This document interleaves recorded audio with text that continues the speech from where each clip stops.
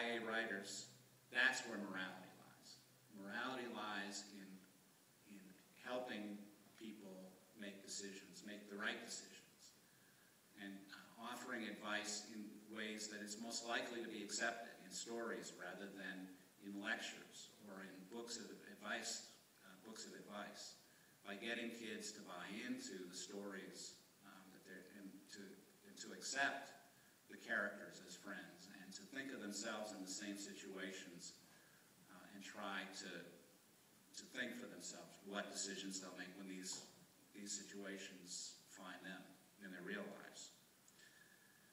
I guess it's probably pretty clear which side I come down on. We are fighting right now for the right of these books to continue to be in the schools. These cases aren't settled. The books are going to be okay. The authors are going to be okay. But the people who don't get access to the books, they may or may not be okay. And that's the reason we fight. And it's an enormous source of satisfaction to us, meaning people who do this professionally, that increasingly it's kids themselves that are fighting and demanding their rights to have access to these books. Just this year, we decided on the Banned Books Week website this year to feature what we're calling Banned Books Week heroes. And these are people who have been involved in fighting challenges in the last year. And there are teachers, and there are librarians, and there are parents, but it's the kids who get your attention. It was kids in Glen Ellen, Illinois, who fought successfully against the banning of the perks of being a wallflower by starting a Twitter campaign, by creating a video, by creating a flyer, by testifying before the school board. They actually forced the school board to reverse its vote. The same thing happened in Emmaus, Pennsylvania, where the YA novel Prep and Tom Wolfe's electric Kool-Aid acid test were removed from an optional summer reading list. These were not assigned reading. This was...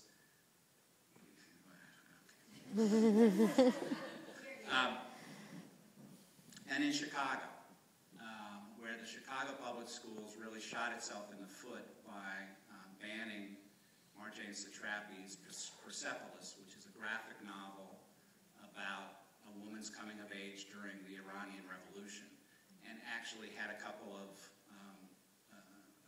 pictures of people being tortured. Well, from out of the blue and without acting according to any process or deliberate, or with telling us what the process was, they just yanked the book out of the hands of seventh graders because they thought that the material was inappropriate for them.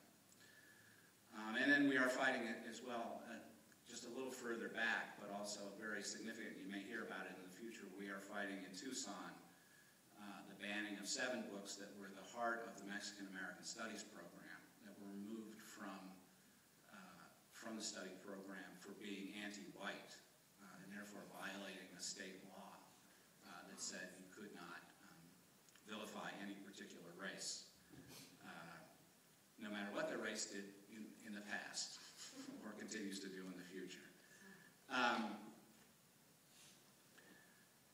In looking through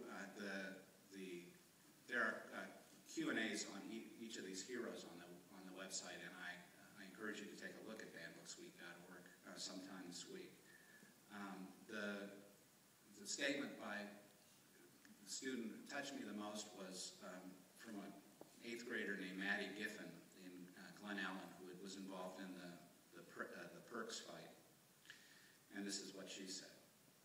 "What really turned me was the sentimental value that the book stored for me. When I was hitting a rough point in my life, I read this book for the first time, and I can honestly say it helped me by giving me someone to relate to, by giving me a fictional trio of teens who I longed for to be non-fictional. I would never deny a group of preteens or teens a book that could possibly help them the exact same way that it helped me. There are a lot of people in the world, and if one small group of people are trying to press their belief on a larger audience with misinformation, their only wrong. And we did. I love that part. They did. And they succeeded in reversing the ban. There have been other, this is not all bad news. There are, things like that keep us going. Also, adults can change their minds and surprise you as well. And this happened in Richland, Washington. In Sherman Alexi's own home state, they banned his book in the school district. I think it was 4-1. And there was such a hullabaloo that 2 of the school board members decided that they'd do the radical thing of actually reading the book. So they read the book and they went, oh my God, we made a mistake. And they reversed their vote and the book went back into the schools. And the light came on for these 2 school board members. And one said, when I'm voting a book out of the classroom, I'm denying parents the right to choose to have that book read by their students. Yes. And another one said, I will be getting every book we vote on in the future. That's progress for us. And we have made a lot of progress in the last 30 years. Most school districts now have procedures for handling challenges. In the old days, a parent would come in waving the books, terrify the principal, who would immediately order the book pulled out of the library. Today, usually the book has to go through a review process. A committee is appointed, parent, student, librarian, and they read the book and decide whether it's appropriate or not. And that takes the pressure off, stops knee-jerk reactions, and oftentimes results in the book being kept, most times. Most challenges fail. But there are school boards that overrule review boards. That happened to Harry Potter in Arkansas.